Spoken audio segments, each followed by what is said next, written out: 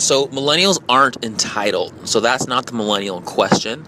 The topic of why they're entitled is completely irrelevant because we're not.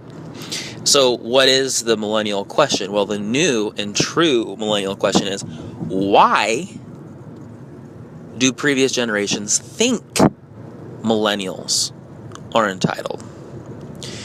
And if you dive down that rabbit hole, what you'll find is they'll say certain things like, oh, they expect to get something for nothing, or they want everything immediately, or they're impatient, or they think they don't have to work to become a CEO. They can just do it, instantaneously. They just want it so fast, and they're lazy. They don't work for things.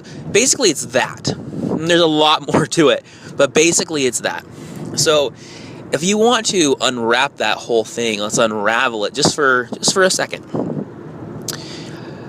It's 2016, December 31st. Tomorrow will be 2017. That's when I'm recording this on my phone, randomly, offhand. This is just my thoughts. There's nothing in front of me at all. I'm just thinking out loud.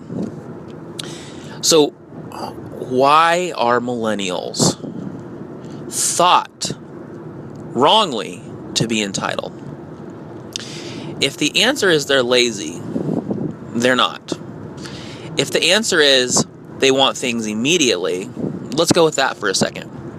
And then let's say we're blaming it on technology. So they're saying because technology allows millennials to get things immediately, that means they should be able to get things in life immediately. First of all, millennials don't think that. So again, the conversation's irrelevant. And second of all, if they do, if some do, if I do, the next question is why and what's wrong with that? And you can go with another number of reasons. Oh, impatient, you can't stick with something long enough for it to work, or you can't have a real relationship, or you can't really find love, and these things take time. You're applying filters to things that, first of all, millennials don't apply them to. And even if you did, some of that obviously would be wrong. But also, if you did, some of it could obviously be awesome and can change the way we work and change the future for good, in a good way. If I'm like, look, I want to be a CEO, I don't want to work my way up the ladder. How is that a bad thing again? Because the only answer is start your own company and be an entrepreneur, and you can be a CEO today. And is there something wrong with that? No, there's not. Entrepreneurs are the backbone of America and the rest of the world. We know this to be true. And then you say, well, they want to work in corporate and they want to just scale and climb the ladder. Did not previous generations want to do that too? Was that not similar? Oh no, but it's different. It's different because now I'm at the top. I had to work so hard to get there. They're not doing what I say. I did everything that they told me to do. Yeah, and that's why it took you 40 frickin' years to get there. I'm sorry, but it's a different world. We don't work in corporations for longer than 4.6 years. We don't. It's a statistic that's real that you can Google. On average, we are in one company for 4.6 years and we move on. We don't have the promise and hope of retirement. Talk about an entitlement mentality. Are you kidding me? You worked your whole life for a golden egg at the end of it that produced all these more golden baby chicklets for you so that you can live. And then all of a sudden you're like, no, it got wiped away in my 401k when the market crashed. And you're like, dang. Maybe the millennials are onto something. It's called self-reliance.